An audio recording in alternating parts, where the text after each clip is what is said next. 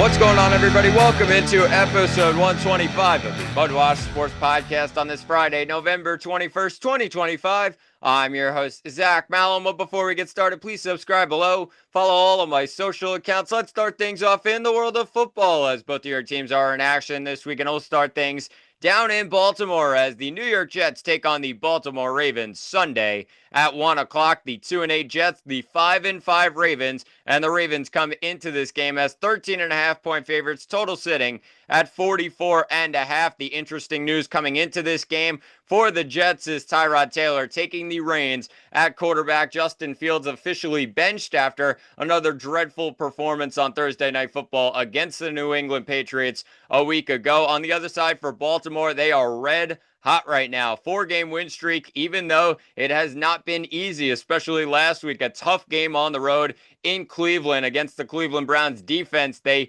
were able to win the game in the end on Mark Andrews' trick play rushing touchdown. Baltimore, all of a sudden, 1-5 to start the year, really looking down, and Lamar goes down with an injury. You're thinking this season's over. All of a sudden, Lamar comes back. They have a 4-game win streak, and they take on the Jets at home in front of the home crowd as 13.5-point favorites in the game. The Jets have to do everything they can to try and contain this run game of Lamar Jackson and Derrick Henry. Lamar has not been using his legs as much since he came back from injury. Actually, only 60 rushing yards in the last 3 games. That is the fewest in a 3-start stretch in Lamar Jackson's entire NFL career. He's looking to get going once again, get healthy, and get moving against this Jets defense that did a solid job, you have to say, a week ago against Drake May and the tough New England offense. They really settled things down, and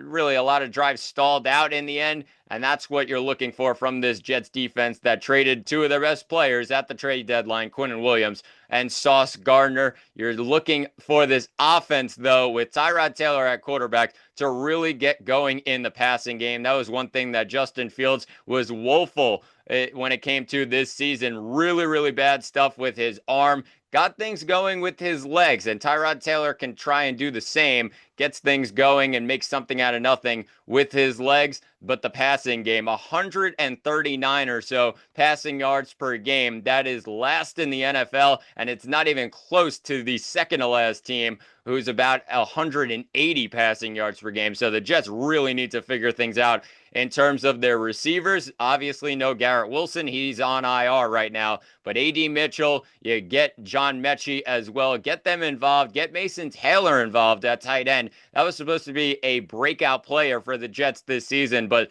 the passing game being non-existent, Justin Fields not being able to sling the ball around, Tyrod Taylor has to get it to his tight end and let Mason Taylor cook in the middle of the field, especially against the Baltimore defense that it really has its openings. They're not the greatest defense. They're 26th in total yards per game, 23rd in terms of points allowed per game. They were really bad to start the year. They've gotten a little bit better, but they still have some weaknesses in that Baltimore secondary, and the Jets need to take advantage of it. But the Jets come into this game 13.5-point underdogs, like I said, double-digit underdogs on the road against a red-hot Ravens team. What can the Jets make of it? Will they keep it close, or will it just be a Baltimore blowout on Sunday at 1 o'clock? Let's shift things to the other side of New York, as the New York Giants are also in action on Sunday at 1 o'clock. They're up in Detroit, though, as they take on the 6-4 Lions, and the Lions come into this game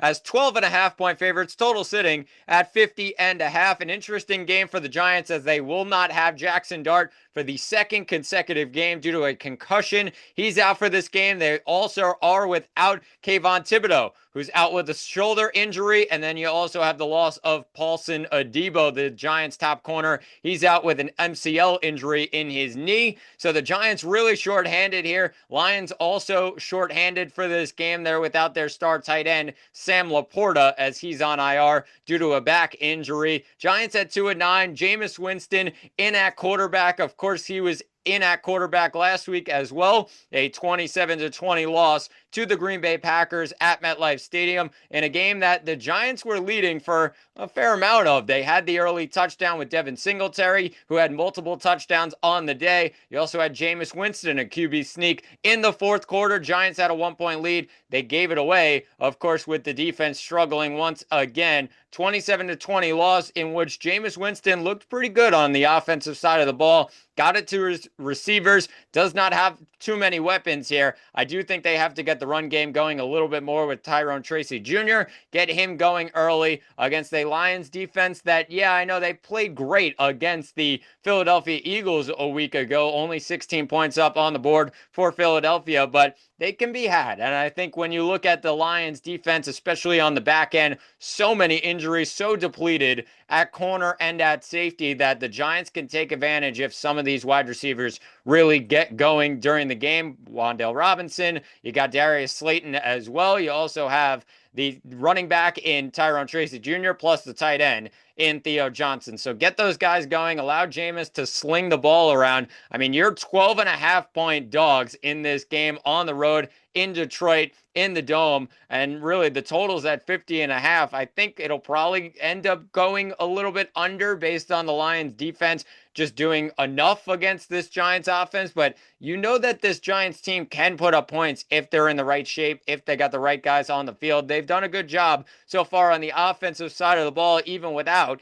Jackson Dart, like I said a week ago. But their problem is all about defense. I mean, when you look at this team and the losses that they've had late in games, they've blown leads in the fourth quarter, a negative 48-point differential in the fourth quarter this season. That is last in the NFL, and the Giants need to do a lot better than that when it comes to crunch time. If you can't score in crunch time, if you can't play in crunch time, you definitely will not win in crunch time. And the Lions are a tough opponent to go up against on the road. Giants need to pick things up on the defensive side of the ball. They have to really lock things down, especially against the running back tandem that is Jahmyr Gibbs and David Montgomery, who, if they're on, and really most games they are on, they will run all over this Giants team. So the Giants, 12.5-point dogs on the road, total sitting at 50.5, and the Giants have a very tough game, same as the Jets. They're on the road, taking on the Detroit Lions Sunday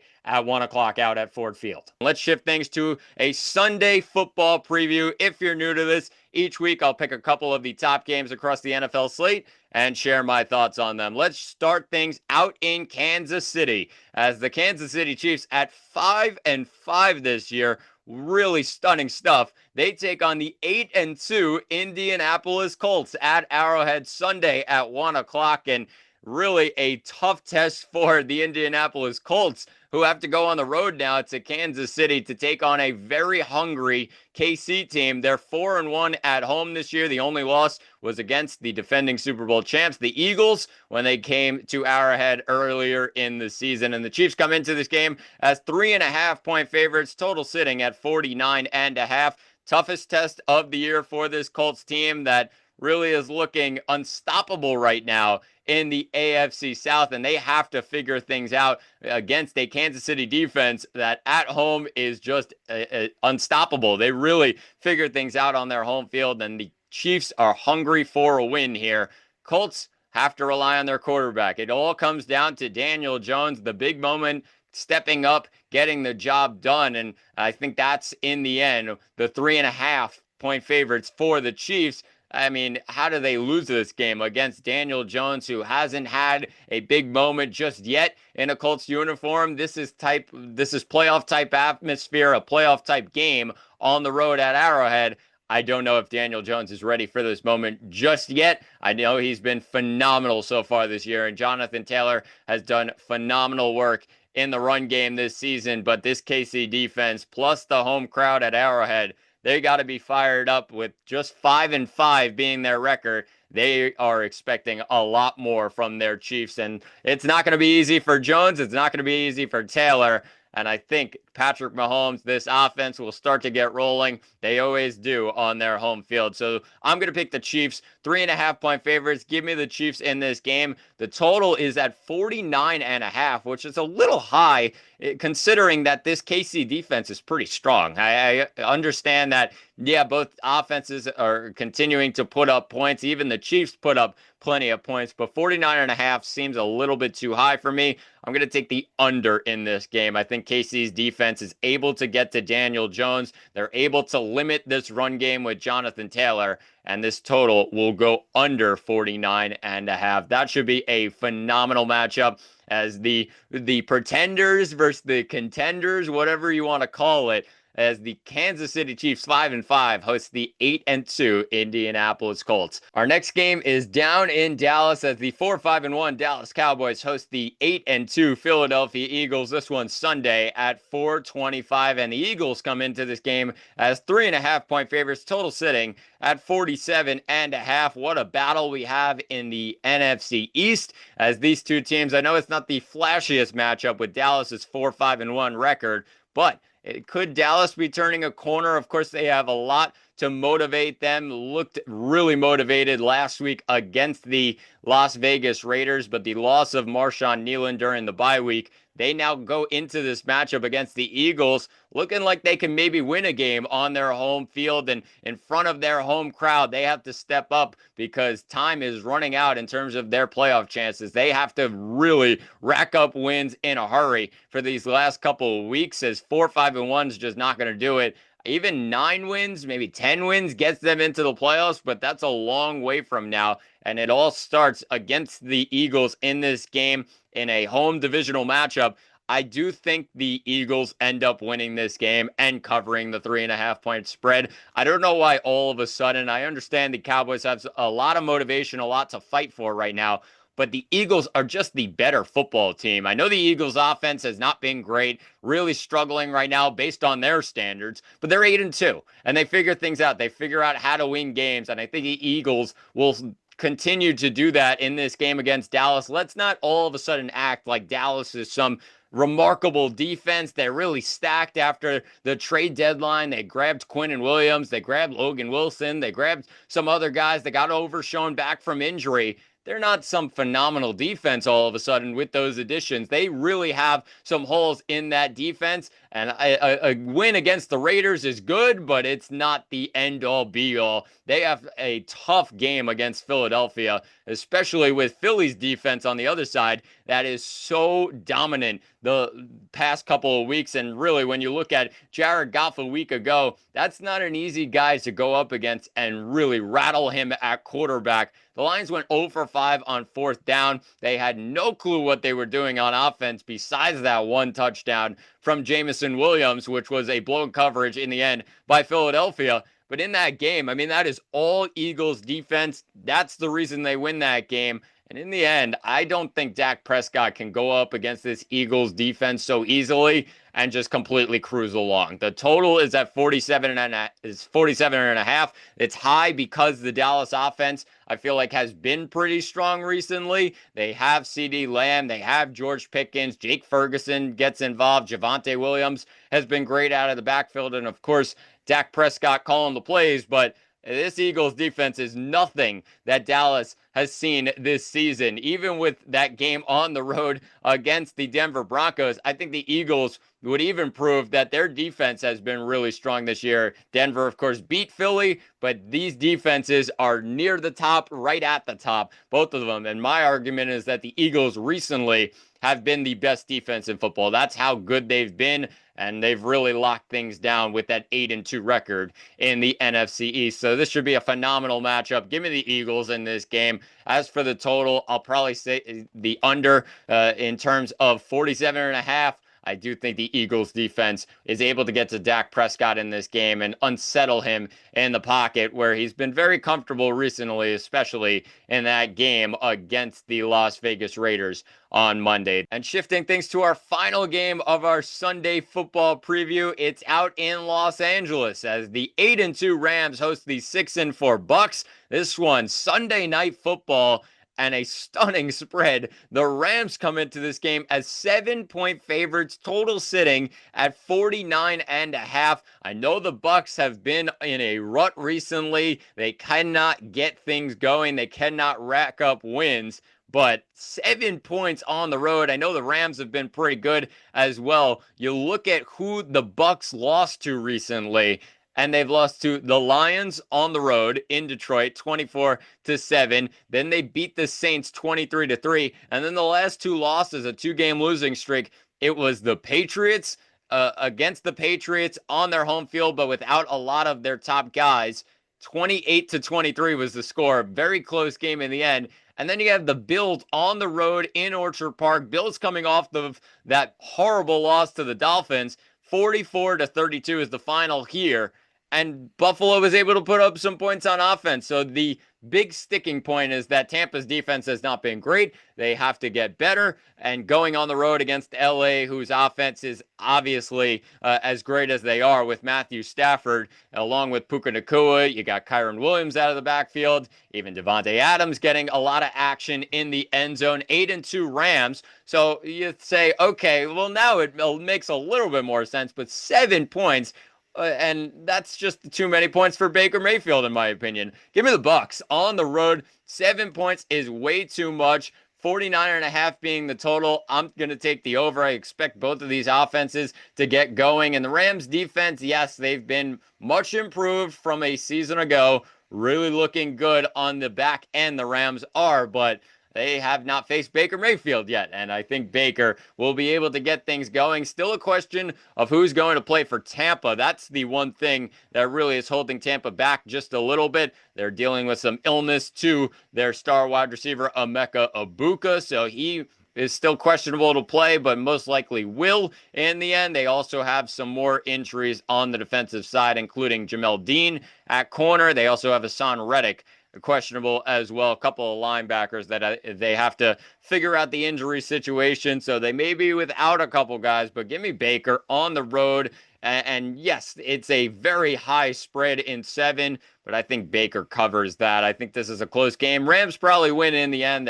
They are at home. Could come down to a last-second field goal. But really, if you give Baker 7 points, give me Baker all day long as the Bucks take on the Rams. What a way to cap off a Sunday NFL slate. It's Sunday Night Football. The 6-4 Tampa Bay Buccaneers, the 8-2 Los Angeles Rams out at SoFi Stadium. Let's shift things to the world of basketball. And in the NBA, the New York Knicks were in action on Wednesday. They took on the Dallas Mavericks on the road in Dallas, and the Knicks win a very close one here. 113-111 is the final as the Knicks move to 9-5 on the year. Dallas falls to 4-12 on the season. It was the return of one Jalen Brunson in this game for New York. Looked pretty good for a guy coming back from an ankle injury. 35 minutes in this game, 28 points, shot 11 of 23 from the field, added 5 assists to the game as well. And Jalen Brunson, a guy who we did not know how long he would be out,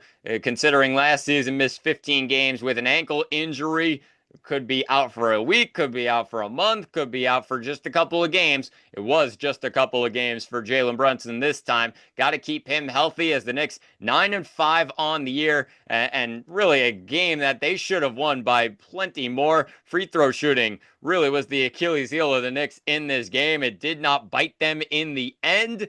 19 of 35 from the free throw line is not good enough, though. 54% compared to the Mavericks on the other side, who shot 25 of 30 from the free throw line and 83%, a lot better than 54% in my book. The Knicks have to figure that out, but they really end up winning the game in the end. They did get a little lucky. Brandon Williams was the end-all be-all in this game. His offensive foul for a hook play where he tried to get around the defender, ended up making the layup, but they call an offensive foul with just a couple seconds left on the clock. And Dallas ends up losing the game after they thought they tied it. We're sending the game to overtime. Brandon Williams to cap off a very bad day for him. 2 of 11 shooting, 1 of 6 from beyond the arc. And he cannot catch a break there with an offensive foul called with just a couple seconds left. And the Knicks hold on for a 113-111 victory on the road against the Dallas Mavericks. So the Knicks really need to buckle things up and get things going as they ramp up on this road trip as the 9-5 Knicks now take on the 9-7 Orlando Magic. This one taking place tomorrow, Saturday at 5 o'clock. And the Knicks, no spread yet, but they probably will be favored in this game with Brunson back in the lineup. However, this is an Orlando team that is no easy team to get around, as the Knicks, of course, still without OG Anunoby. On the other side, Paolo Banchero is a game-time decision for Orlando. That would be a big decision for the Magic heading into this game. But the Magic, the only team to win at Madison Square Garden so far this season. So they've already gotten the Knicks number in one game. Can they do it again on their home floor this time? Magic, no easy team to go up against. They've been pretty good in terms of their defense this year, playing the Knicks in terms of defensive numbers, 113.1 points against per game this year. Offense hasn't been as good as the Knicks, but the Knicks really need to lock things down and get things going on this road trip if they want to really get some confidence in this team and get this team on a roll. 9-5 on the year, but just 1-4 on the road. They ended up getting their first road win of the year in that very close game against Dallas. So it's not been an easy task for the Knicks on the road this season. Can they get the job done against a tough Orlando Magic team? We'll see tomorrow night, a 5 o'clock start. Make sure you tune in. Knicks and Magic down in Orlando. Let's finish things off in college basketball as number 14 St. John's hosted Bucknell on Thursday at Carnesecca Arena, and the Red Storm won this one 97-49. They take down the Bison, and Ian Jackson was a huge part of that for the Red Storm in this game. 21 minutes, but 20 points, 6 of 13 shooting, 2 of 7 from beyond the arc, and 6 of 6 from the free throw line. They also dominated down low. Bryce Hopkins was a big part of it. 20 points in just 17 minutes, 7 of 9 from the field, 3 of 4 from deep. And that's really what you're looking for from Bryce Hopkins, who is uber talented as long as he can stay healthy. That's exactly what Rick Pitino sees. That's exactly what John Calipari saw when he recruited him earlier in his career out at Kentucky. They did not need Zuby Ejiofor really at all in this game, the Red Storm. 5 points in 22 minutes, 2 of 6 from the field, but it was the rest of the bigs that really stepped up. I already mentioned Bryce Hopkins, but he also had Ruben Prey, who added 14 points on the board for the Red Storm. 5 of 7 from the field, 2 of 3 from beyond the arc. And Dylan Mitchell, the transfer from Cincinnati, started his career at Texas, had a monster dunk in the middle of this game.